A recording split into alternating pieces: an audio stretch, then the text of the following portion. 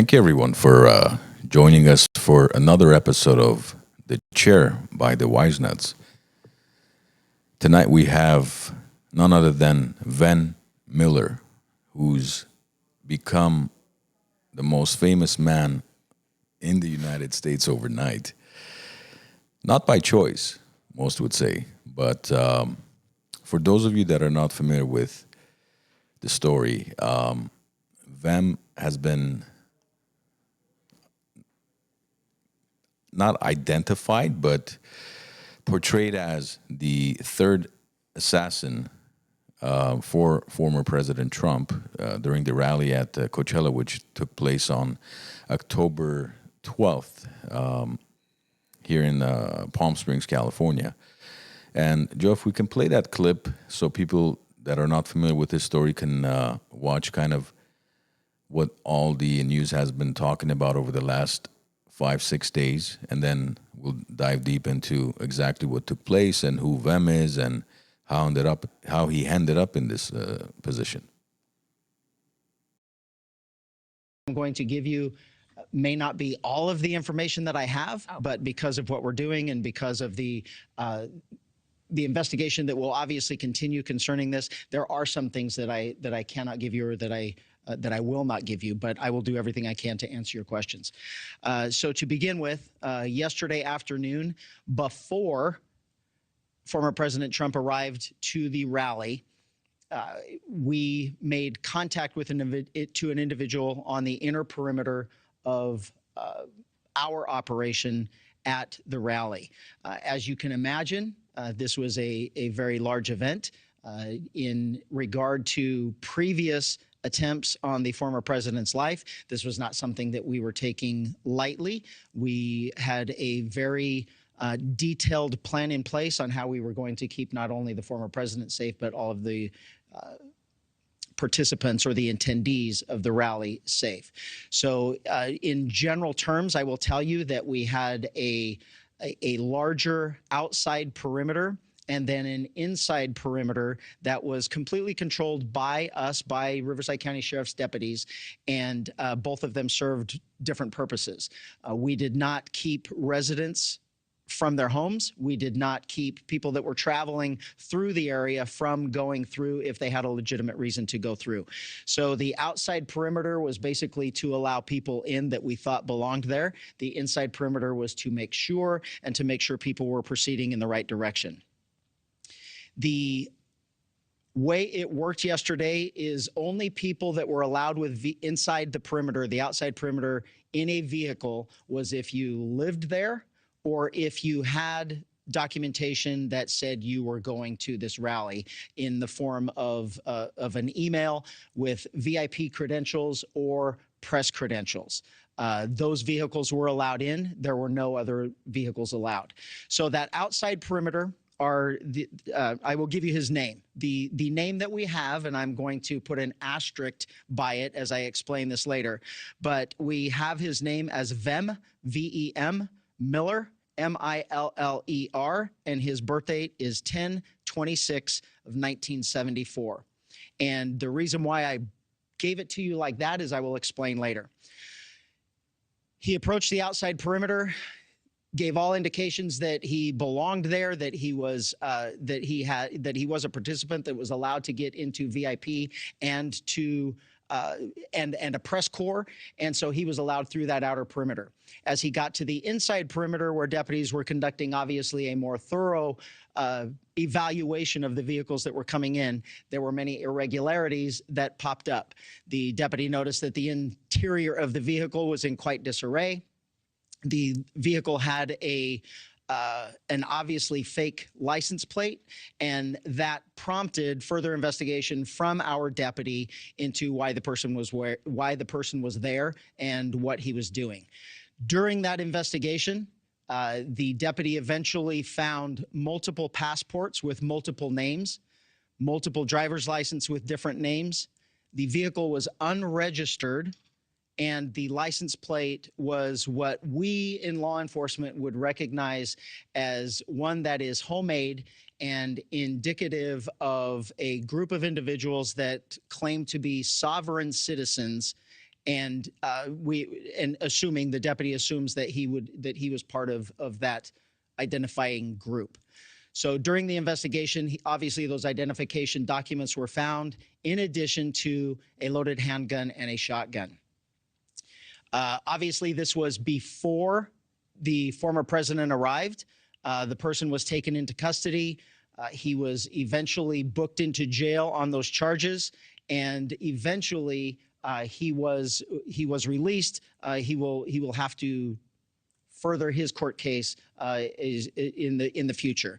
Right now, we are actively engaged in working with Secret Service and the FBI to ensure that this person is followed up on and all of the information that they can gather. I can tell you that from my perspective, from a state law enforcement agency's perspective, the firearms charges is what we arrested him for and booked him on.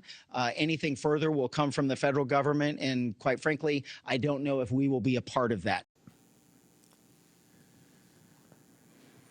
I'm sure you've seen that video of the sheriff from Rivers. Believe it or not, I haven't even watched the whole thing. I've seen like little parts of it. And when your colleague was just saying that they mentioned my birthday, I wasn't aware of that. I've just seen highlights. I haven't seen the whole thing. Because he does mention, I'll tell you why I'm giving these details as far as he said, quote unquote, Vem Miller, date of birth, 10/26/74. But towards the end, he never addresses why he mentioned your date of birth. He said he would clarify it, but he never did, because I watched the whole clip and he doesn't at all reference why he brought that up. So I don't understand what the relevance of that was. You know, it's interesting the way this whole thing went down. I don't know if you noticed that when the first assassination attempt happened, the news was basically reporting that, you know, it was popping sounds. It was like, oh, you might have fell, or they never said accurately what it was. They never talked about the potential assassin. And what was interesting about this is that all of a sudden, in a very coordinated nature, like, again, if you watch how the first one happened and the second one happened, it was like the news trickling in. This was in a very coordinated effort with my name up there, like Vem Miller does blah, blah, blah. And it's like Vem Miller. They had pictures of me when I was like 50 pounds more than I am right now. They had pictures of me currently. They had pictures of me with glasses. They had pictures of me without glasses. And in terms of like the invasive nature of the information that was exposed, it was quite outrageous, because like true potential assassins didn't have that. So when it first happened, a lot of my colleagues were very suspect, because I happened to be, you know, for the last 4 years, I've been actively producing content that exposes a lot of corruption, you know, what Donald Trump would call deep state.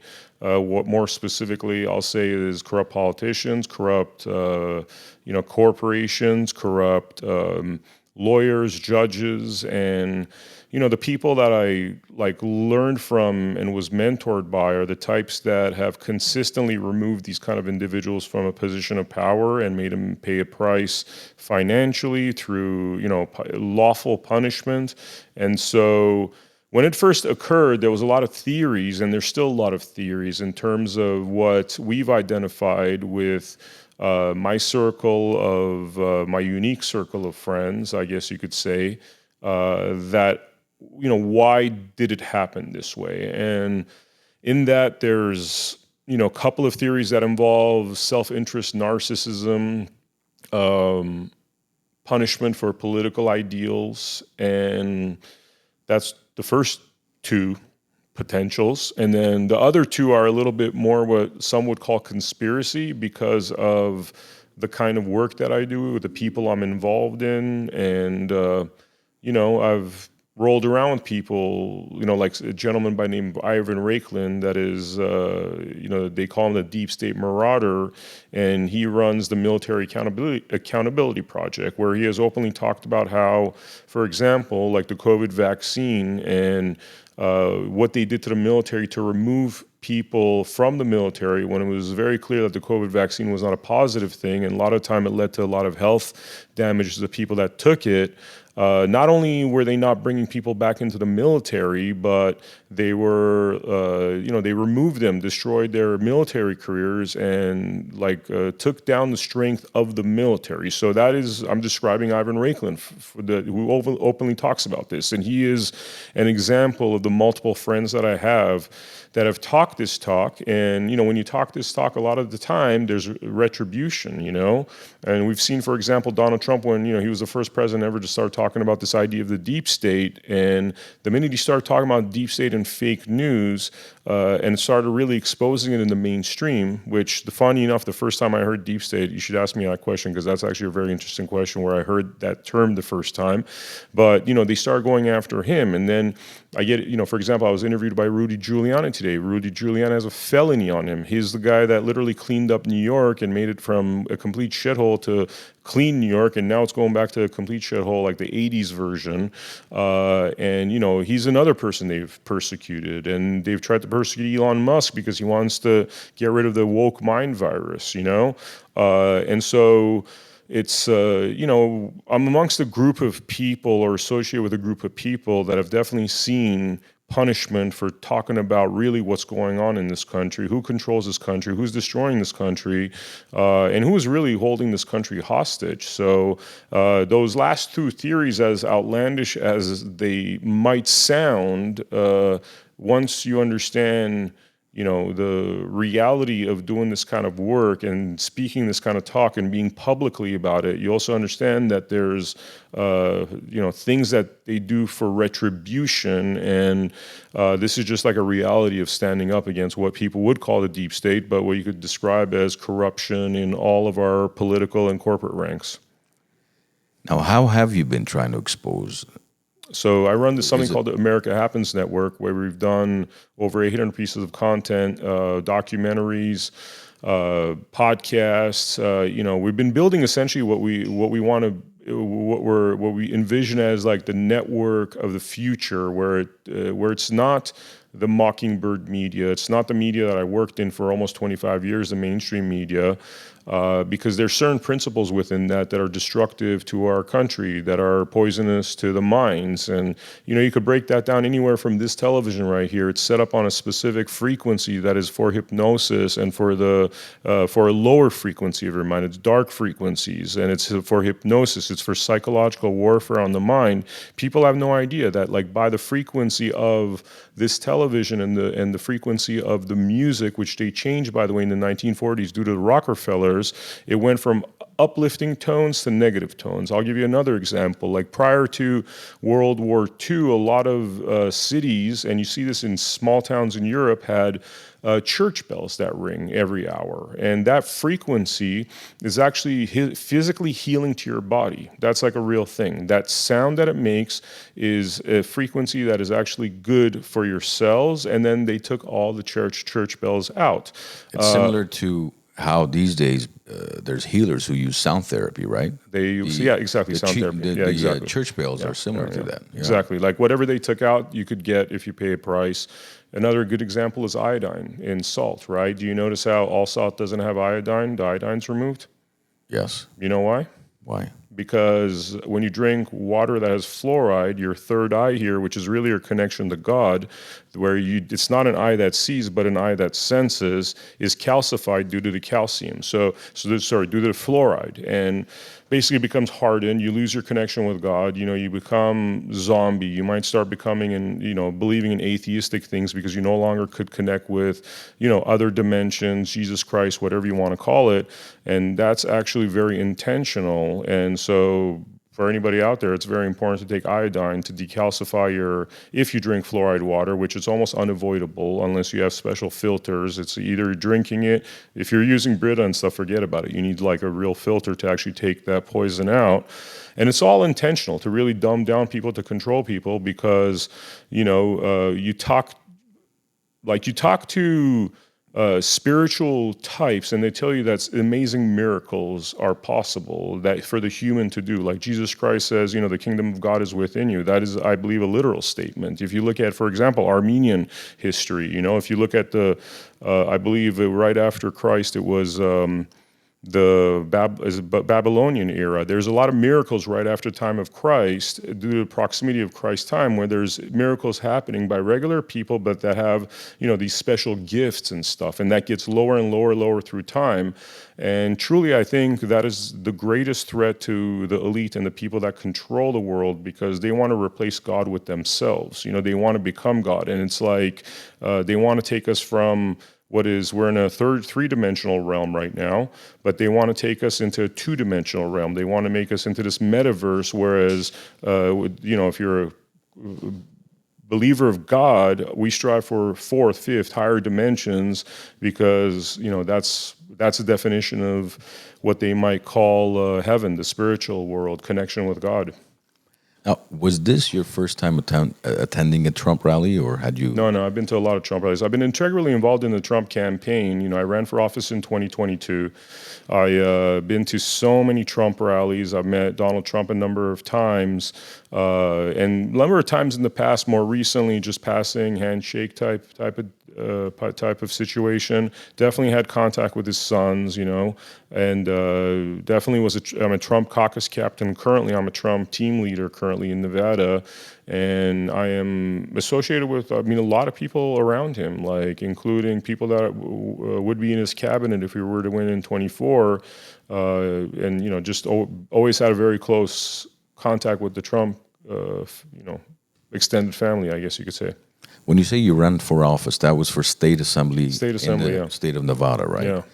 And what was the outcome of that? So I didn't win, but it was actually, so there's like losing, and then there's like winning, running a very respectable race where you get the attention of people. So I came into Nevada. I moved to Nevada in 2020 from Los Angeles, and ran for office in 2022 against three other candidates, two that were very well known, because one had run before and was running with a lot of money, and the other one also was running with a lot of money, but he was a former police officer that was supported by the outgoing assembly person. And so just by virtue of knocking on doors and running a shoestring campaign, I think I got almost 22% of the vote. The winning margin was a little bit more than 30%, 31% of the vote.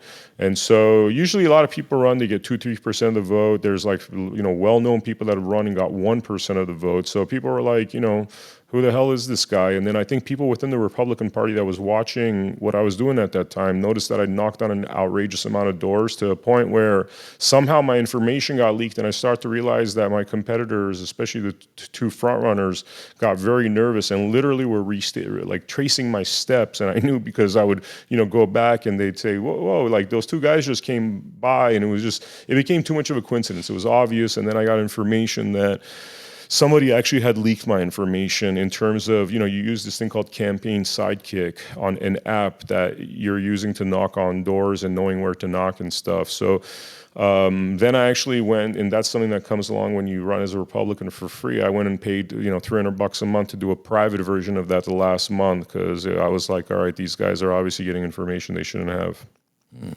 Were you invited to the Trump rally, or did you go through the generic website to buy a ticket and just to attend as a regular guest? No, I was invited. I had a special invite through the Nevada Republican Party, who contacted the Trump campaign, said one of our guys is coming down there, and they didn't just send me one ticket, they sent me 4 tickets, which I have evidence in my email. That must have been a mistake, but I was sent 4 tickets via email.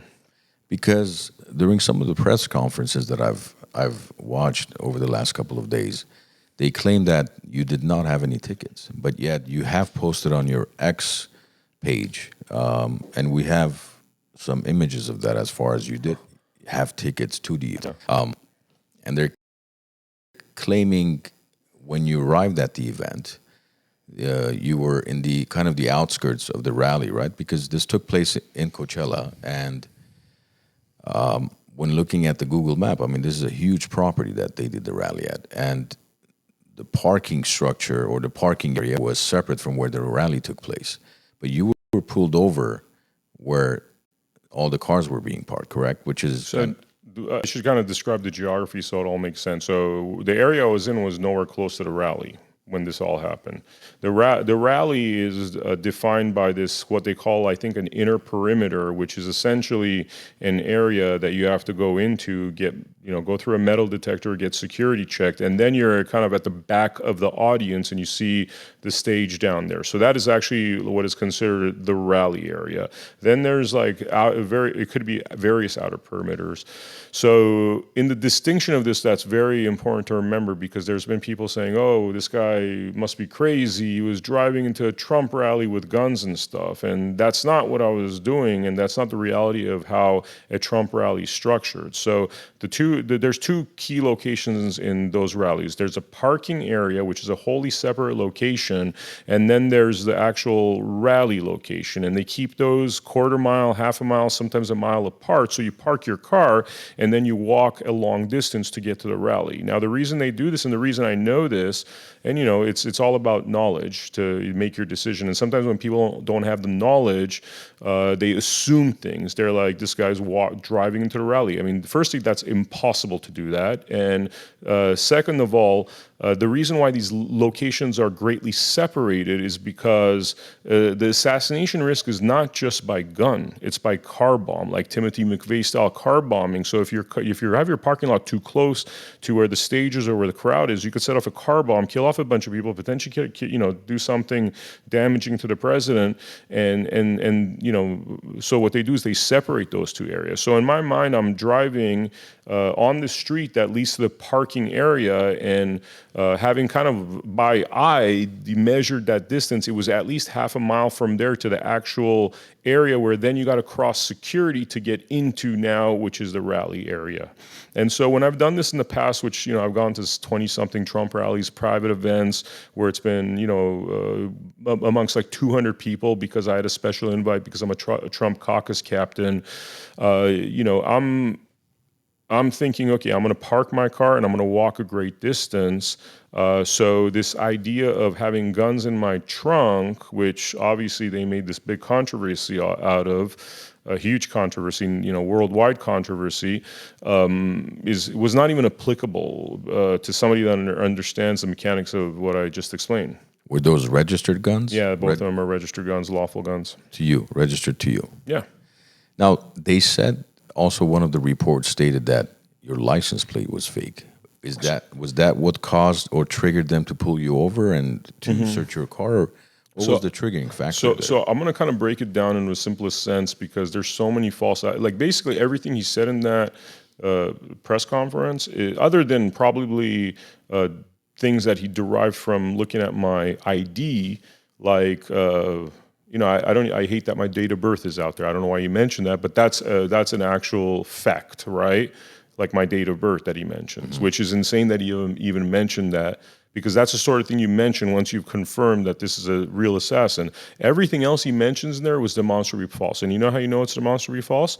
Because a lot of the things he's talking about, fake IDs, fake licenses, fake this, fake that. Multiple passports. Yeah. Firstly, he's not even classifying those in the correct way, because a sheriff or cop's language, and this is why this guy doesn't seem to have a solid enough understanding of the law. His job is very simple. He's got to deal with what is lawful and unlawful. It's very simple. It's black and white. If it's lawful, then there's nothing to talk about. If it's unlawful, you get cited for it. You get a felony charge for it. There's a record of something being unlawful. So what he's talking about saying, oh, he had fake IDs, okay, that is called unlawful, right? That is called unlawful. It's called a counterfeit passport. And if you just search at what a counterfeit government document means, that means time in jail, that means arrest, that is a felony, right? Now, in this entire scheme of things that happen and all this wackiness that's gone on, the feds were there, the Secret Service were there, and they are the higher jurisdiction for something like fake licenses, fake IDs, counterfeit government documents, which involve years in jail, especially when you have 5 of them. If each counterfeit document, and I think I'm kind of softballing it here, let's say it's like 1 or 2 years in jail, you're talking about 5 or 10 years in jail justifiable. You're talking about me not sitting with you here right now. I would still be in jail because only 5-6 days have passed, right? So everything he said with the evidence at hand shows that it's not like he's not he's talking in feelings, conjecture, emotions, perceptions of what he thinks.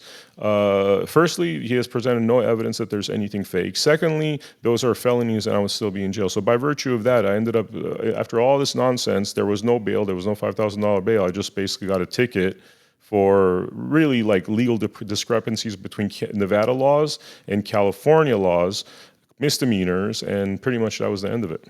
Do you still have possession of the driver's license and the supposed fake IDs and the multiple passports, or they have possession of it? No, there's a couple of passports that are in my car, which since these events have been impounded up in near Coachella. And we've been trying to figure out the mechanics of getting them because firstly, I've been doing nonstop interviews just trying to reverse this mess, which fortunately after the effort of a lot of incredible people, and I've actually been building a list of all who was involved to thank them, this is the insane part about all this, and this is actually one of the proudest things because after years and years of working with certain people, building relationships, having essentially a group of very tight-knit patriots that have each other's back, the mainstream media industrial complex worldwide came after me. Like, this is what's insane. They came after me full force in an organized fashion, and our ragtag group of patriots were able to reverse that tide and get off the truth. Like, I don't think there's any historical example where that's ever happened. And the reason that's happened is because everybody in the community knows exactly who I am, what I do. And they saw this, and what was pretty incredible is anybody that knows me and has a relationship with me immediately stood up for me. And when those assaults and reputational attacks started coming by trolls on the internet, by the entire mainstream media complex worldwide that went after me in a coordinated fashion, our group of little podcasters and tweeters and social media people, I mean, within 3-4 days we reversed that. And I've just never seen anything like that in history ever happen where, even Donald Trump, when he was getting attacked early on, wasn't able to, take something and say, okay, you lied about raping me, and then 4 or 5 days later, or me raping you, because there's been multiple allegations, and 4 or 5 days later, the tides turned, and people actually start seeing the truth. Like that, I'm so proud of that part. I'm so proud of the fact, and people know who you are, and I'm going to make an announcement. We're going to make a video thanking everybody that was involved in this, but it's absolutely mind-blowing that our group of friends were able to do this. And the other thing I would say is there's people that are never going to get thanks because I keep hearing and knowing about just people in the shadows that are helping, and hearing things like Vem, you just have no idea how much support you have, like lawyers that have come up to me and said, I've said, look, I know the deep state is eventually going to persecute me, they do it with everybody, they're probably going to throw me in jail, and I get a call from a lawyer I know, he's like, dude, don't worry about it, dude, you don't even understand how many of these patriot lawyers are actually behind you. You have people that will, come out of the shadows and help you, and I think there was a lot of that, but there was also definitely very vocal ones publicly and on social media that had that. And also there was people within the media working in what is a homogenous industry, pretending perhaps to be a little bit more leftist or, part of the system that were helping in ways that are just kind of unexplainable, Now, there's a lot of people wondering, and so am I, as far as, prior to this rally, Trump has had 2 assassination attempts. Mm-hmm. So regardless of whether there's an inner perimeter or outer perimeter and there's parkings and then you got to walk half a mile, or if there's shuttles to take you to the rally, knowing that there's so much attention and security as far as there's only, about 3 weeks left to his elections, and any day somebody can attempt another assassination, right? Why would you have guns in your car? I mean, it's a Republican rally. It's a lot of Second Amendment folks. I guarantee you that,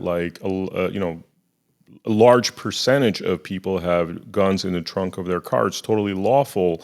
And here's the thing, we could move in this fear-based culture because of the lowest common denominator. I'll give you an example. Over in Los Angeles, you had a lot of these rage road killings back in the day, where people would get upset and shoot somebody because of road rage, right? And so they come out with these stupid laws where you can't put your mag into the gun, which is like the dumbest thing in the world, because the criminals will have their gun and bullet loaded completely, and so they're adding another 2-3 seconds for you to take action, right? So that is a low common denominator, fear-based level thinking, right?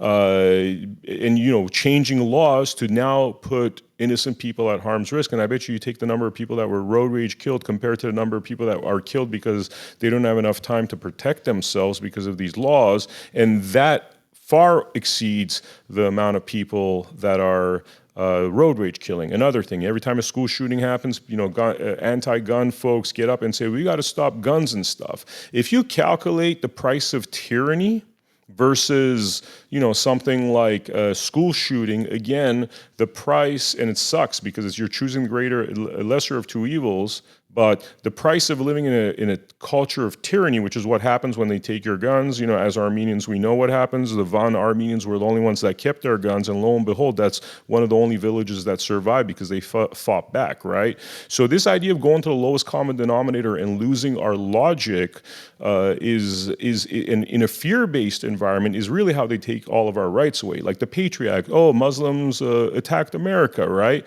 So now we have the Patriot Act where everybody's going to be surveilled. It's like we just gave away our right to privacy, so many of our freedoms because of a fear-based situation. And if we go falling into that fear-based type of thinking, we're going to lose all of our freedoms. And we've seen many examples of this, and losing our guns is a big part of it. So to answer your question, the logic of this is two separate locations, and firstly, bringing a shotgun this big into that rally when I'm literally dressed up in a t-shirt, jeans, and sandals. The sheriff talks about common sense. Well, common sense is both of the weapons for me to bring those had I had evil thoughts into the actual rally perimeter were impossible. Were absolutely impossible because I can't get them through metal detectors and that sort of thing. But beyond that, the car is being parked half a mile away from the rally with the guns in the trunk, just like sitting there, which I guarantee you, which I don't know about California, because California is a weird spot, I'll be honest with you. I love the Armenian community here. There's little pockets of it, but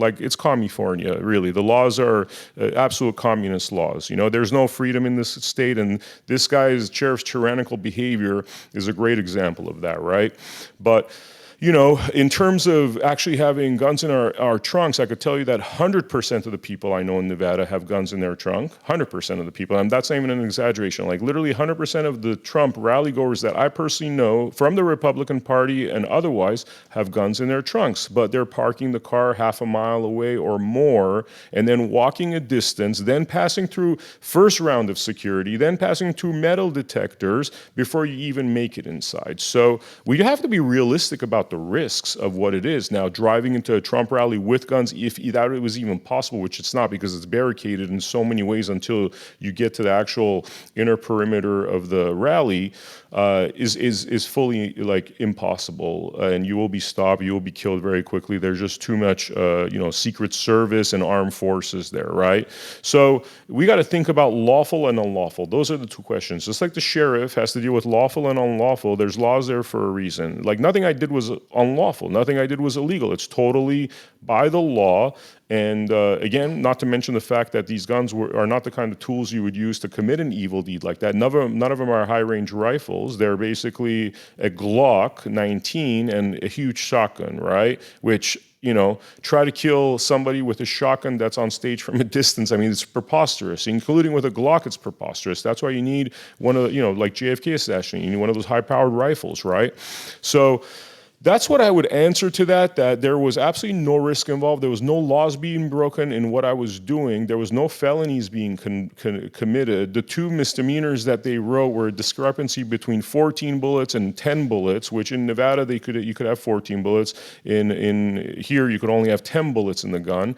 And the fact that when my mag was loaded, but nonetheless it was still in the trunk, and that was just something that, because I bought my guns in Nevada, I didn't know that California had these stricter federal gun laws, which, by the way, are wholly unconstitutional. And by the way, this incident and the light that it's brought to the situation, I think is actually going to help us have a constitutional crisis, which we desperately need, so California could basically return back to normal gun laws and not inhibit the lawful law owner from being able to protect themselves.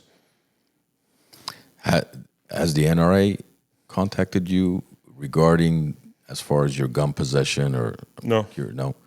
Now, most of us, most people I know, we have one form of ID. We have a driver's license and I have one passport. That's it. I don't have multiple passports. I don't have multiple IDs. Why do you have multiple? So multiple, I had 2 passports. That's multiple we're talking about. They said 5 fake IDs. No, I have 2 legitimate passports. And the passports are from 2 different countries. Yeah, so I'm born in Canada, but I grew up in Los Angeles. So I have a U.S. passport, I have a Canadian passport. I have a U.S. passport that has my birth certificate name, which is Vem Miller and I had a U.S. passport where, and this is, by the way, the stuff that I think the feds and the Secret Service actually quickly researched because they decided not to interview me even, and that's not what you do if somebody's an assassination subject. And it's very easy to find out why I had the last name changed in my U.S. passport is because during 2001 to 2008, I was traveling to war zones, filming in areas where there's currently wars happening between Muslim tribes and where your Armenian last name is a death sentence. And as an example of this, I traveled to eastern Turkey for a month, went from Istanbul all the way to the Ani, to the border of Armenia and Turkey. And by the way, when you go out of Istanbul, you're pretty much in Afghanistan for the most part. You're basically in war zones. You're in places where you see signs where it says the gray wolves against the Armenian genocide lies, right? And I'm out there basically going to little Armenian villages that used to be little Armenian villages prior to the Armenian genocide. And you have, people that know that Armenians used to live there. You have, you could put your hand in the sand and pull out Armenian bones. And this is the kind of things I'm filming and taping while I'm there undercover as an Armenian, and that's the kind of thing that gets you killed in eastern Turkey, right? There's a lot of examples of that. Hrant Dink, when he started talking about the Armenian genocide, they blew his brains away right on the middle of the street in Istanbul. So there's tangible threats. So I actually went to the passport office, and this is the information I believe the Secret Service and the feds had because they didn't even want to question me. And this is on record where I go to the passport office, I say, hey, as an Armenian, I'm going to these dangerous regions where my life would be at risk. So I'm going to change my name to a non-Armenian last name so I could do these travels and not get killed while I'm there. And that's what I did. I did film in these regions. I almost still got killed, by the way, because the gendarmes pulled me over while I was actually filming. They interrogated me with machine gun to my head, like 2 guys with machine guns pointed. They weren't like literally here's them, but they're like sitting there and the barrels are like right here. And I'm like, dude, if these guys like screw up, they're going to blow my brains away, And by miracle only, I had my backpack next to me with 40 DV tapes, mini DV back then, because this was like 2007, 2008. And they did not check the bags. And I'll tell you, that was the scariest experience I've ever been through. On the surface, I was like cool, but which I've learned to be cool on the surface. But inside, I was like literally jelly, terrified for my life. And, like I got out of there is all I could tell you, and those tapes had stuff in there, like interviews with Turks that are pro-Armenian, Assyrians that call themselves Armenian because they relate to the Armenians, people that are basically know their grandmother's Armenian, but they know that if they, prefer the Armenian side, they're having an identity crisis, then they could get, basically killed and murdered. Going to villages where little kids are running up to me saying, oh, your Armenians are returning, we heard you left, like you're coming back getting your homes, so it's like so many confessions of what was actually happening in those lands. Oh, buried Armenian treasure that you find everywhere that they're still trying to dig up because Armenians used to bury their treasures in the villages. So the, Kurd tribes wouldn't come steal their gold and stuff, and they're still looking for it because they're that impoverished. Every home that exists over there in certain areas is still the mud huts from back in 1915 that they moved in, and nothing has changed. And people, you see Armenian writing on the walls, you see Armenian rocks in the corners with khachkar is what they call, and it's really like it was all about documenting, and we've seen some of this, it hasn't been very mainstream, but it's very much about documenting what was happening what happened in that country, the genocide that happened in that country, the genocide that they still cover up. So yeah, just basically like, you know, in the interest of not getting killed, I changed my Armenian last name for those kind of trips. Since you brought up the documentaries, have those documentaries ever been aired? I mean, it's I shared that. I shared a lot of that with the ANC and other individuals. There's footage of it all across different, different kind of. It's been used in different documentaries. Different people have used it. I must admit my skill sets back then, because I was a music video director, I wasn't great at long form. So I shared a lot of that footage as evidence as what existed. Later on, I was much more proficient at putting like 2-hour-long documentaries, half-an-hour-long documentaries, hour-and-a-half-long documentaries, which, just became experienced at doing that. At that time, I was sharing a lot of that footage, and a lot of that footage actually got used by different organizations, different people, used in, different documentaries. And it was, one of the issues is to get somebody that, and this is, I guess, where I'm a little stupid, but, a lot of people wouldn't want to put their lives at risk and do that, but I've always kind of, been like relatively fearless with that sort of thing. So it was really the fact that I would have the balls to even go there, get that footage, and return it home, have it be utilized for use. And there's a lot of stuff that like has been sitting in storage that I would love to get to one day and do a documentary based on the footage that I shot. But I was interviewing people like Rifat Bali, who's a Muslim writer that talks about the Armenian genocide. He has to walk around with bodyguards all the time and a gun because his life's always at risk. And meeting him in a secret place where, he's not, scared of being spied on or whatever, doing interviews with him where he talks about what's happening over there, talking to, there was a Rifat Bali was the Jewish writer. There was another gentleman, famous writer over there that I had met, not Orhan Pamuk. It'll come to me in a second. But Rifat Bali, for example, is a Jewish writer that talks about the Armenian genocide and how the influence of European intellectuals actually helped to commit the Armenian genocide. Things that you don't necessarily talk about in Europe, and access to things that I normally wouldn't have. One of the most interesting one was actually somebody that had collected postcards, and I'm pretty sure you've seen this one, postcards from that era, pre-Armenian genocide, and it really shows you the splendor of what existed there and what was destroyed in 1915. You had this like, pretty much upper echelon of Armenians that were very much present in all those regions when those regions were a lot more opulent, I guess you could say, and then they were pretty much erased, and now we have the remnants of that. If one decides to go down there and see what's going on in some of those very dangerous regions.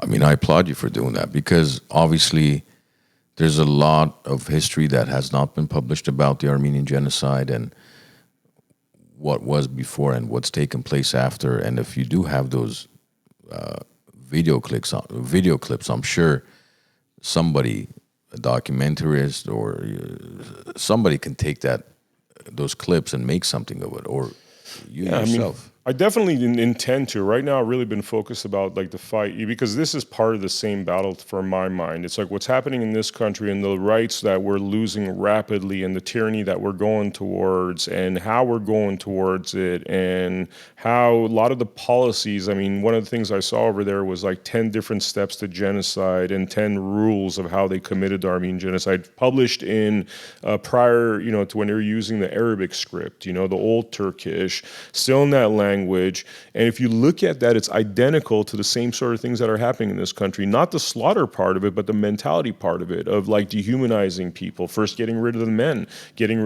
and then once you get rid of the men, it's like the rest of the world is yours. The propaganda of it, what you could say, what you can say, control of speech, and really what we're seeing right now in America is it's a genocide of culture. It's like you don't have to just genocide people by killing them, walking them to the desert and slaughtering them and stuff, but there's that genocide of culture that is part of those like 10 steps to genocide. And that's what we're seeing right now in this country, is the genocide of our freedoms, the genocide of like what is masculinity.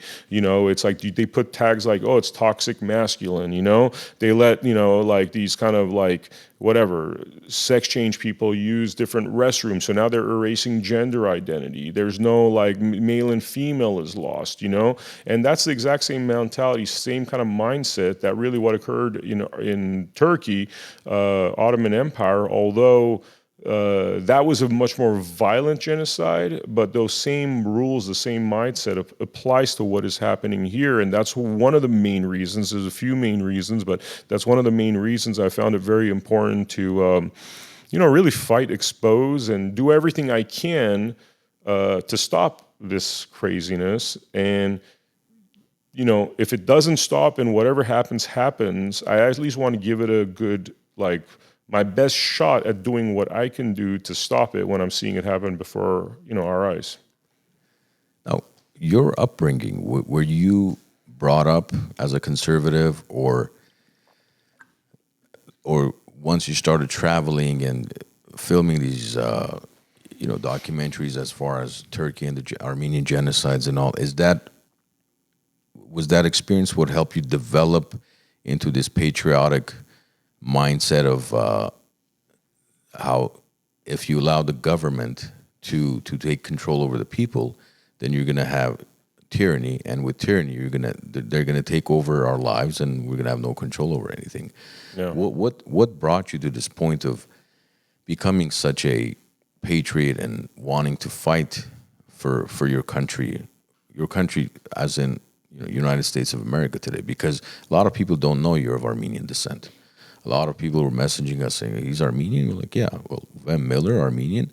Like, well, yeah, it's not his real name, his birth name. He changed it to Miller for other reasons. I excluded the Yanovkin, so that's one thing they don't understand. It was actually Vem Miller Yanovkin on my birth certificate, and I just took out the Yanovkin when I ran for office in 2022 because my campaign manager said nobody's going to vote for you if they have a name they can't remember nor pronounce. So did you change the name because of the campaign or because you were going to be traveling to Muslim I countries? changed. There's two passports, so I changed. I got rid of the Yanovkin, like in terms of my public name, was Vem Miller Yanovkin, and then it became Vem Miller. And in terms of the U.S. passport, that's for the travels and this was different times, by the way, because the Vem Miller Yanovkin became Vem Miller in 2022 when I ran for office. The travels that happened, which was on my U.S. passport, occurred between 2001 and 2007.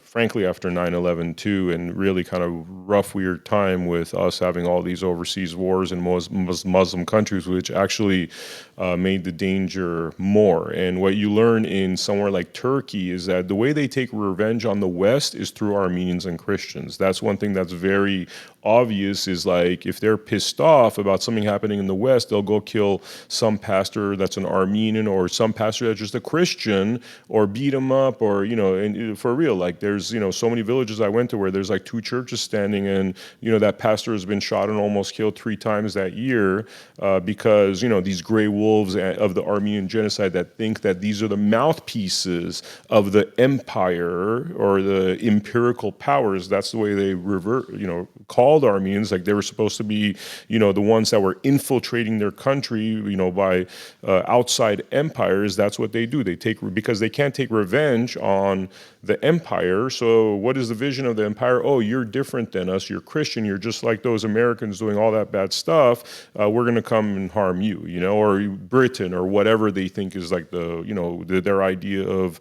the West and the empire, So now, going back to my question, where does this patriotic spirit come from?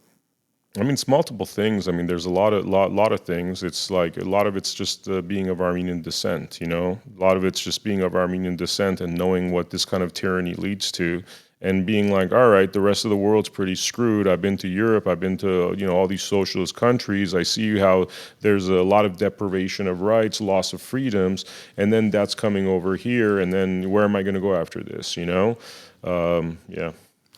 Because you've also been involved with the sovereign citizenship, right? No, I'm not involved in sovereign. I think that stuff is the stupid, astounding stuff. I don't know why. Again, everything that Sheriff said is a complete lie. So sovereign citizen makes no sense. It's a misnomer. It's actually like the words conspiracy theorist, and this is something that's created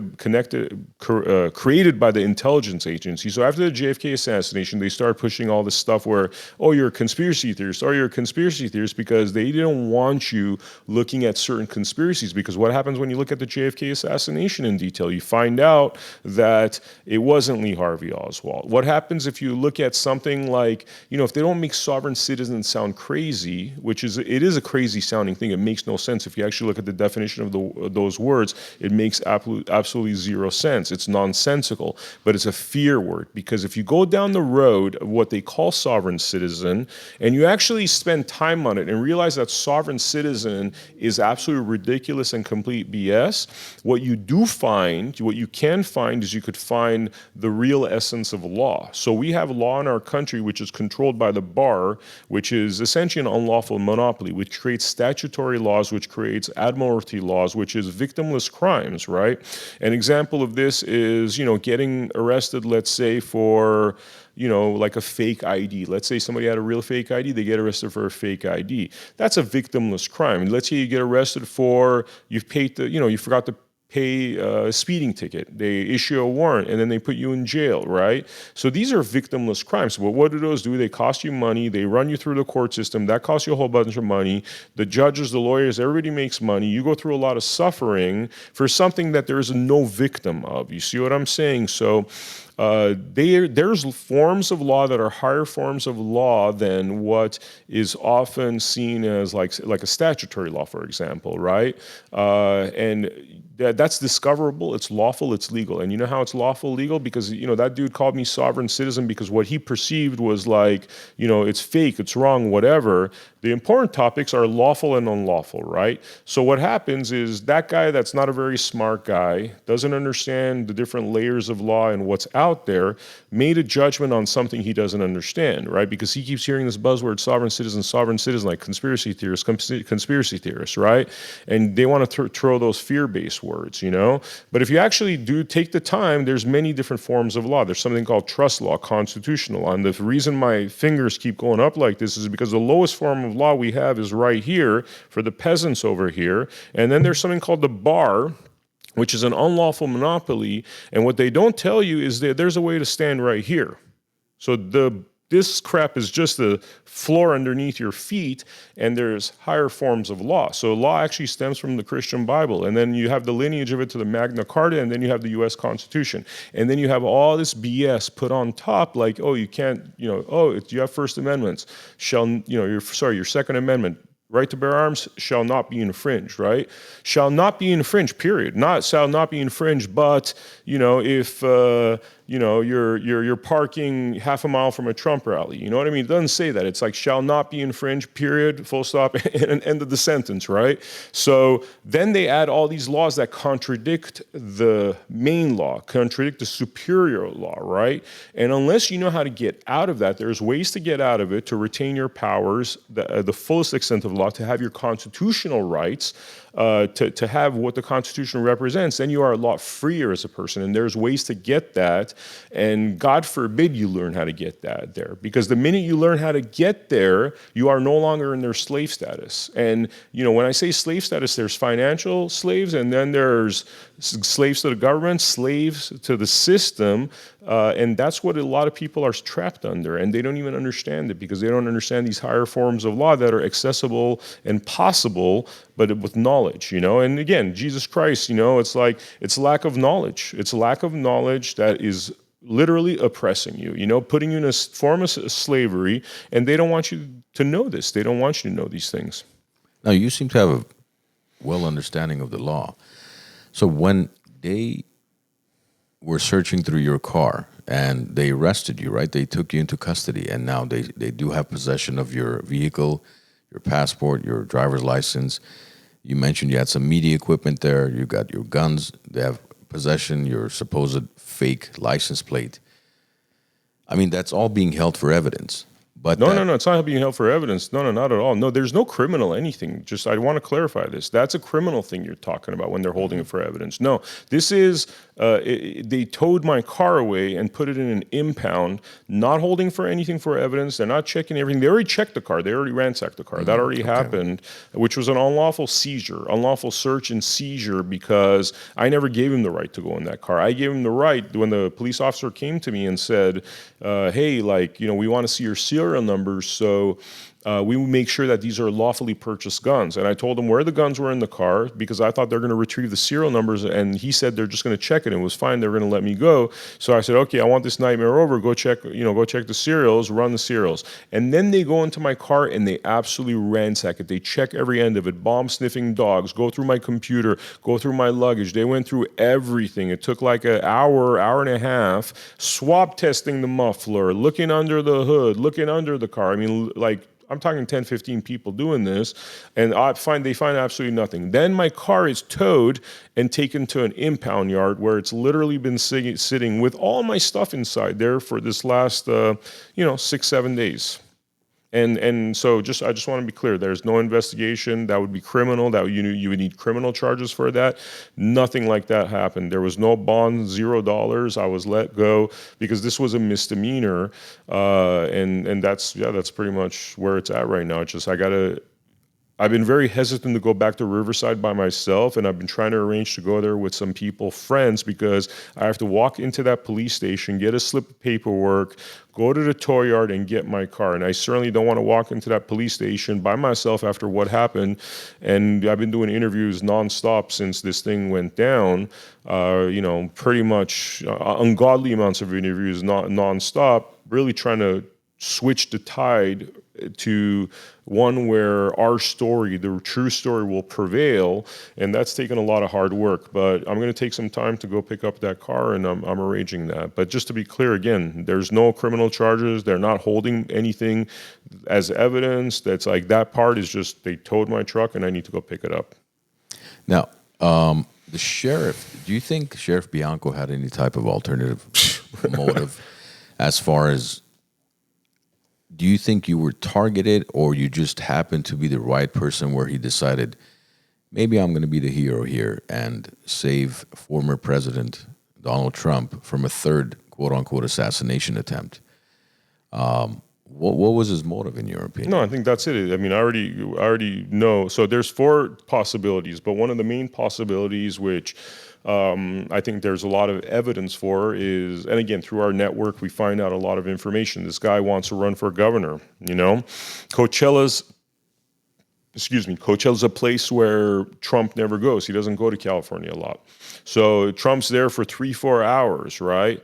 The eyes of the world, all the media of the world's there, and this guy's governor aspirations is telling everybody, I'm going to run against Gavin Newsom. I'm going to run against, he's the one constitutional guy that's going to run against Gavin Newsom.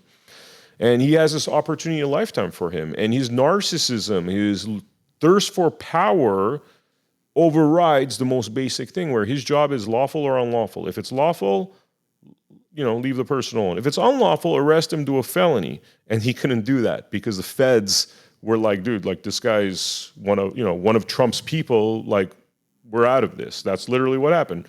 But he was still intent on that power, and power corrupts. And I worked in Hollywood for 25 years before I went independent.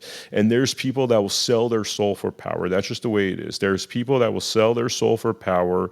And this man was ready to walk over the corpse of my reputation to basically attain power. And that's really one of the most plausible reasons why he did that, and why he did it the way he did it, because the evidence right now stands as there's 0 evidence to back up the insane allegations he made, and 100% of the evidence right this second I hold. And in fact, one of them is in my pocket. The actual citation, which shows there was no bail, there was no nothing. It was like those 2 little. Because he mentioned $5,000 bail. No, there was no $5,000 bail. No, there was no $5,000 bail. Nothing. I mean, think about that for a second. You're a sheriff of a county. You get out there and you say bold-faced lies that are provable lies. Oh, he has 5 fake passports. I mean, Google what 5 fake passports are. It's very simple. Felony, counterfeit documents. You see what I'm saying? Yeah. Like, I'm not in jail right now. The feds and the Secret Service had no issue with me. When this guy's running around saying that I'm an assassin, they didn't want to question me. So, it's obvious. Well, we have a clip here of Sheriff Bianco, who's in this clip. He's kind of taking a few steps back, and then right after we watch this clip, we'll discuss the lawsuit that you have against the Riverside Sheriff's Department. Okay. The department says it thwarted a potential assassination attempt against former President Donald Trump on Saturday over the weekend. A man armed with several firearms and ammunition was arrested outside a Trump rally in Coachella. 49-year-old Vem Miller of Las Vegas says he's shocked by the allegations because he says he's a Trump supporter and he had the guns for his protection. And now Miller says he's considering a lawsuit against Riverside County Sheriff Chad Bianco. He joins me now live with his reaction. Good to have you, Sheriff. Let me add to what I just said. Miller, he tells the LA Times this is a quote, "Everything they said about me is untrue, provably so.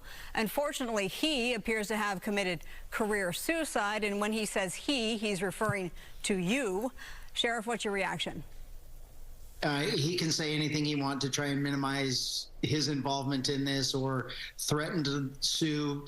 Everyone threatens to sue. I'm not quite sure what he's going to sue about. He showed up to a Trump rally in a secondary checkpoint with an unregistered vehicle with fake license plates, multiple IDs, and guns. We arrested him for those. He can sue whatever he wants. And then he's made a lot of allegations against our deputy. Thankfully for us, and we have I'm very proud of our deputies, but this one in particular is probably one of the nicest men you'll ever meet in your life. He's a fine young man, and he's going to have a hard time proving how rude he was if he wants to get in court and see how he was treated by probably the nicest deputy we have on our department. He was extremely nice, polite, and kind to Mr. Miller, and Mr. Miller isn't being very forthcoming and honest in his little video about this interaction that he had with us and his arrest. So. Yeah. Let me just jump in and ask you about the deputy. What have you learned from him on how this all went down? Because this was one of the checkpoints to get in. He obviously didn't get in. He was arrested. The biggest concern, of course, are the firearms. Now, according to Miller, he says that he actually flagged the deputy down to say, hey, I have some weapons in my trunk. If that was in fact the case, that doesn't seem like something that an assassin would do, is to highlight weapons that they brought. It's not the truth. I mean, it's this nice little version of events that makes him look good or paints him in a lighter picture. But the reality is, I will give him credit. He was not. He was forthcoming with the deputy when he asked him questions. He was not combative in any way. He was cooperative, and he answered truthfully when the deputy asked him questions. He portrayed himself as being a VIP and a journalist. And as the deputy asked him questions and asked if there were any weapons or explosives in the vehicle, he said that there were guns. And the deputy eventually ended up searching the car, retrieving the guns. They're unlawful in California, and then also finding the multiple different IDs. So he was arrested for possession of the firearms, and he was booked into jail. It really, truly is as simple as that. Okay. If he wants to be mad at someone, he could possibly look at all of his influencer friends that just keep repeating and sensationalizing this whole thing that really paint him in a worse light than what our press release or my press conference did. Okay, let me ask you this, because obviously, and he says that the body-worn cameras will prove that he is correct, and so we'll see what happens there, of course. He is a free man tonight. He posted bond, $5,000, and he's been out since Saturday. He's not facing federal assassination attempt charges, just some gun charges. In hindsight, Sheriff, do you have any regrets about calling this a likely assassination attempt? No. In the end, we will never know. From the point he was arrested, we will absolutely never know what was going to happen if those guns got in there. And it was our job to keep them out. The deputies did a fine job. They did it. And no one is going to jump up and down and say, oh, you caught me. This is what I was going to do. He's going to defend himself. He's going to deny. And quite frankly, it's fine. I mean, that's his right. He can do whatever he wants. But in all of the red flags, the assassination attempts that have already been made on the president, and then he truly thinks he's going to show up at a rally inside perimeter with loaded weapons that he shouldn't have, with all of the other things that went along with it. I don't regret anything, and it's unfortunate that it's taken this turn, and we're not looking at it for what it is and what he did, and leaving it at that. How does it make you feel seeing this, watching this? I don't know. I don't have the high and low emotions. I know that this man his career is done. You know what I mean? He wanted power. He was willing to step over somebody's life and reputation to get power. And I'm actually very happy. You know, people are pissed off because they thought this guy was, constitutional sheriff. And, you know, I honestly feel as though when all is said and done, people realize that I did him a great favor by eliminating him. Because I'll tell you what would have happened. Everybody would have heart and soul thought that this is the man. He talks the talk, and you know, he's the one that's going to save us from all this stuff. And you know, if he got into office, everybody would then be disappointed because this man, if you notice, his personality is one that he wanted to be the media darling. He wanted to be literally a media prostitute. If you're a MAGA person and with the fake news, and you know what the news is and what they did to Donald Trump, what they did to people like Alex Jones, and what they're trying to do to Elon Musk, and anybody that stands in the way of their agenda, you realize that if the media is here, again, you have to be standing over here with Donald Trump, not over here looking up and saying, oh, media, I want your attention. And, you know, I'm going to bring you guys all in here so I could get the spotlight because I want power. You know, he showed himself to be, I was going to use the B word. I don't want to be crude because I have a lawsuit, with this guy, and I don't want it to be like, oh, this guy's a bit of a thug, whatever. But like, he is a slave to the media, you know, and that's not somebody that you want, because then what happens is, just like these politicians play to the media because they don't want to be maligned by the media, they don't want to be attacked by the media. You want somebody that has the balls to be attacked by the media. You want somebody that tells these guys they're freaking propagandists, that they're poisoning, they're lying. And this is an example of what happened to me, where you have, 300 outlets around the world saying Vem Miller, assassin, he has fake passports, $5,000 bond, and fake licenses, all nonsense. Because again, it all comes down to, is it lawful or unlawful, right? If it was unlawful, I would still be in jail. If it's lawful, then I'm sitting here with you doing a podcast, and that's what I'm doing. Now, is your lawsuit against Sheriff Bianco personally, or it's against the department? He's named, I believe he's named, and so is the, actual department. Can you discuss any further details as far as what the lawsuit is? Yeah, I mean, you guys could also download it it's a public, it's on Pacer, and it involves civil rights violations, it involves constitutional violations, it involves defamation, slander, it involves, loss of income, because now imagine, let's say I want to get a job out there, right? And I'm a very capable film, TV producer. I have a long history. I'm kind of uniquely talented in that aspect, and one of the few things I'm actually good at. And now if I want to apply for jobs, they're like, wow, this Vem guy has a really great reel.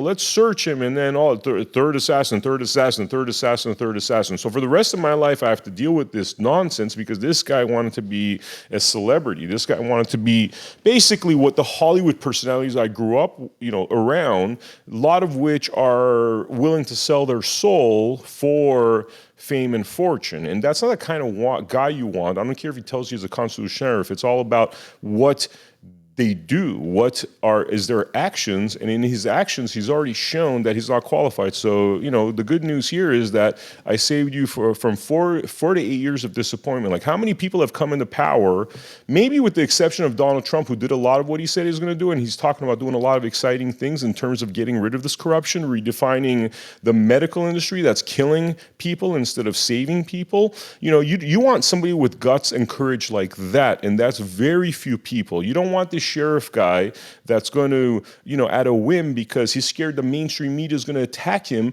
He was like anti-COVID mandate, he said, but he still shut down the small businesses. Did he stand up for the small businesses? No. All the box stores were still open, making a lot of money, while this guy saying I'm a constitutional sheriff and I'm anti-COVID, that while doing everything that Newsom wanted him to do. But vocally he's saying, oh, I'm not like Newsom, whatever. But when you look at the actions as opposed to the stuff that comes out of his mouth, you really realize that like this guy's just going to do what Big Brother tells him to do.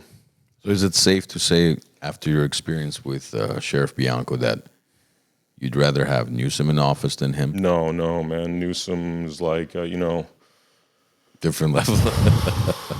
Like, I don't know. I have just an immense amount of despise for Newsom. I mean, Newsom is like a different level of smarmy scumbag, but actions, it's like, what has Bianco done? Like, he's done a lot of talk, actions-wise. What has he done that's different than Newsom? Did he make his county, did he take actions within his county to make a constitutional base so none of that would have been allowed? Did he stand up to the California government? He actually has a sheriff's immense powers. He could start investigations into election crimes. He could prosecute people as a constitutional sheriff for election crimes.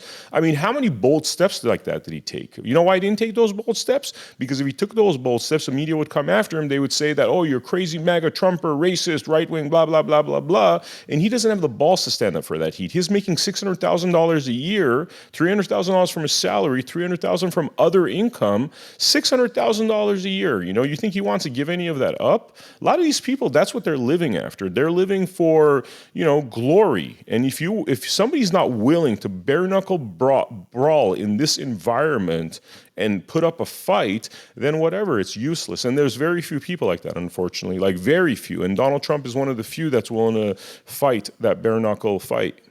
Do you have any political aspirations yourself? Or? I don't think I'll ever want to run for office again, because I'm much more effective in media. I'm much more effective in the court of public opinion.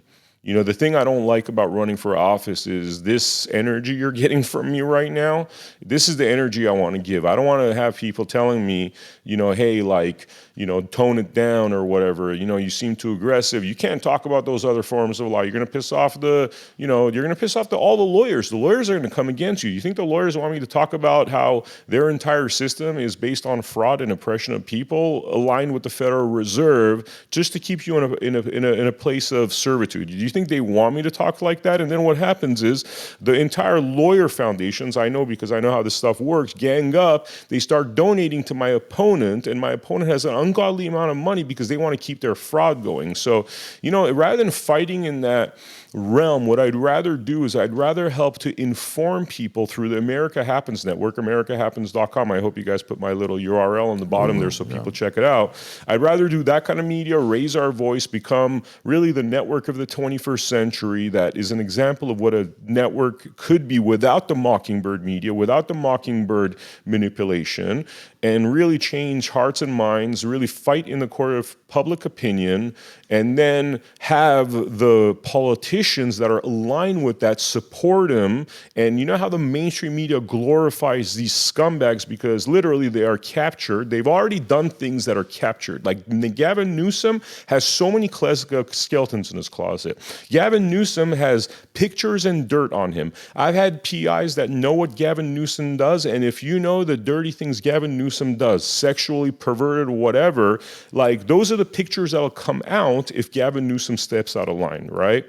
There's stuff out there, 100%. If they're not captured, like basically they're captured and controlled. And I'd rather not be one of those captured and controlled people. What I'd rather do is I'd rather have the media operation that, let's say you want to run for office, we recognize you, and when I say we, there's a patriot community, we recognize you as somebody that is a bare knuckle brawler, a fighter, somebody that doesn't give a shit about losing material possessions, and you're willing to fight to the death, and you identify yourself as that, like Donald Trump, who's been willing to get truly shot almost twice, but definitely shot at once. He's willing for that stuff to happen. I want that kind of character, and I want to be the media power behind that person to do the opposite of what the mainstream media is doing for the controlled clowns like Gavin Newsom. So essentially, you'd rather be a kingmaker, in a sense. I don't know if I call it kingmaker. I call it being like an artist, actually. It's just being an artist, that's it. It shocks me how you were able to survive in Hollywood for 25 years. I mean, because a lot of the stuff I was doing in the beginning was behind the scenes. Like I would go and do this stuff because it's like my conscience never let me fully 100% be Hollywood producer. And the way I was able to live with myself, and I didn't even realize this until recently, whereas I would always put some time into some kind of this thing that I'm talking about, a miniaturized version of that is what I'd be doing, whether it's going to Iraq war rallies, whether it's like going and covering the fraud of the Iraq war, the fraud of the Patriot Act, telling those kind of stories, talking about how the CIA brought crack cocaine to the black neighborhoods in the early 1980s, brought guns to this city. Doing those kind of things is, really, I think, the space that I occupy basically as an artist. You must have done that under the radar, otherwise you wouldn't have survived in Hollywood. They would have. Yeah, I was doing that under the radar Yeah. until 2018 when I decided, like, honestly, fuck this shit. You know what I mean? It's like I can't like deal with like I just couldn't deal with it anymore. It's when they started lying about Donald Trump in front of my eyes and editing footage in a way that's called frankenbiting, which is a reality TV show trick where you create fake reality by editing tricks. That's when I was like, okay, I've seen the raw footage. I know how you're manipulating us. You're straight up lying to us, and I just couldn't do it no more. I couldn't be part of that. Have all these accusations and this incident affected your family as well? Oh my God, yeah. It's like, my parents were at my house and, 12 heavily armed, rogue, it seems like, anti-terrorism unit officers with SUVs showed up there, started snooping around the property.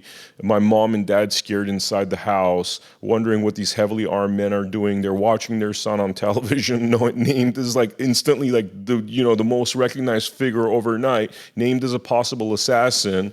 While I'm hiding out in a location, and by the way, I wouldn't even come out here, like, because you guys were Armenian. I figured we're in Glendale. I looked at the location, but the rest of the time, I've been in hiding. They're worried.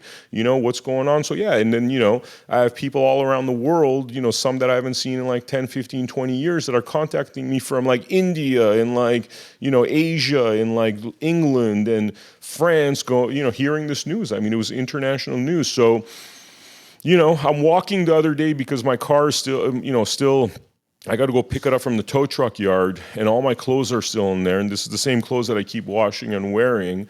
I went shopping the other day to just buy some new clothes, and I'm walking there and I see people like, looking down at their cell phones, looking at me like, oh, fuck, it's this guy. You know what I'm saying? And it's like, that sort of thing when the Las Vegas Metropolitan Police calls me personally and says, and now the head of the anti-terrorism unit, somebody that is not, rogue, tells me, hey, we're worried about you. We don't want you to get killed in our jurisdiction. How can we protect you? Because, people that think you're like a potential Trump assassin, somebody might walk up to you and shoot you thinking that they're doing a favor for Trump, not realizing that if there is, a top percentile, 1% of people that have dedicated their time to this patriot movement, I would be in the top 0.1% because I've actually spent ungodly amounts of money, hundreds of thousands of dollars until America Happens actually started making money, making content out of my pocket, like actually putting money out of my pocket to live this lifestyle, follow the story, help people that are generals and intelligence officials that are also patriots to get their stories out. So many things that we've done for people, for personalities have gone viral. I never wanted to go viral like this. I never wanted to be on the camera like this. I wanted to help other people like the Ivan Raiklins of the world, like Tina Peters is another one who I've made a documentary about, who found the fraud of the election machines. That's kind of what was my role, and that's what I really have been investing my own time, my own money into since 2020 in order to forward that march towards patriotism, towards the rights of we the people, towards our constitutional rights. But you don't think once you're victorious after all these lawsuits and all, that it's going to help your America Happens network grow with I mean, obviously it's not the type of fame you wanted, like you said, but even negative publicity is publicity, right? Whatever, honestly, I'm not one that cares for money. You know what I mean? If I had a bunch of money, I wouldn't even know what to do with it. You know what I mean? Not about money, no. But if your network grows, you're going to have a bigger impact. It's not Yeah, I mean, about that's the goal. Yeah. We're building this network so we do become the biggest impact out there. I mean, that's always been the intention. I just didn't think that being called the third Trump assassin was a part of that master plan, you know? Do you have a message for our viewers as far as what you want them to get out of this? I mean, we discussed in depth about where you come from, your Armenian descent, and everything you've worked on, which I want to thank you for, as far as going back to the Armenian genocide and all the. Yeah, you don't have to thank me. I'm Armenian. This is part of my soul. So just because I dropped Yanofkian and it's Vem Miller, in fact, by being Vem Miller, I've had more access to people that are willing to hear that story, understand that story. When you guys beat the crap out of Antifa, I was one of the leading people out there talking about the Armenians are the only ones that had balls. Then you have this guy talking about the Armenian version of Christianity. He talks about, I'm not into the Western version of Christianity. I'm into the Armenian version. He does this crazy rap. I don't know if you guys seen that. Actually, if you've seen that, I would love for you to play that over here after I just said that, because it's a very powerful thing, because this is like a British guy talking in an accent, exalting Armenians for having really the balls for Christianity and standing up for Christianity. And it's like, there's a picture where, it's like American Christianity is this pretty boy Brad Pitt looking guy at his best. And then it was Ryan Gosling. Ryan Gosling looking like pretty boy Barbie on one side, and it's like American Christianity. And then it says, it's a picture of Ryan Gosling with his black eye, blood all over his face, looking like he just got out of a fight, and it's like Armenian Christianity, and that's what I'm talking about. Well, you bring up Antifa, then you're referring to when during the GUSD protests, Antifa showed up because, through our podcast and through some other sources, we were able to really rally up the parents, especially the Armenian parents, and that's when they decided to invite some of these Antifa guys, and it was probably the first time that I can remember because that was broadcasted all over the country from Ben Shapiro. Because nobody had balls. Nobody had balls. You guys had balls to stand up for what's right. These people are going to the schools talking about chopping our kids' dicks off, and people are actually negotiating with them. Yeah. That's not a negotiation. You're talking about committing a terroristic act against my children. You're a child abuser and a pervert. And, like Donald Trump says, child abusers and perverts, he wants a death penalty. So probably influenced by you guys. Maybe he's been watching the WiseNuts. I don't know. Yeah, we'll find out when we're in Mar-a-Lago next week. You're actually going to meet him personally, or? We think so. We'll see. Take this with you and tell him his boy says, "What's up?" Well, I want to thank you for taking the time. I know you've been. You're asking me for my final message. You know what my final message is? Like, everybody needs to stop being scared. Stop being fucking scared. And seriously, look at us like this is meat suits. It doesn't matter. You got a soul inside. Don't sell your soul for these devils. That's my message to you. Thank you. Thank you, Vem Miller. We appreciate you taking the time to be here with us tonight. I know this past week has been crazy for you with the amount of media coverage and all the shit you've had to deal with. So we appreciate you taking the time, and we wish you're able to clear your name very soon, win the lawsuit, and put everybody in their place, man. Okay, thank you. Appreciate it. No problem. Awesome.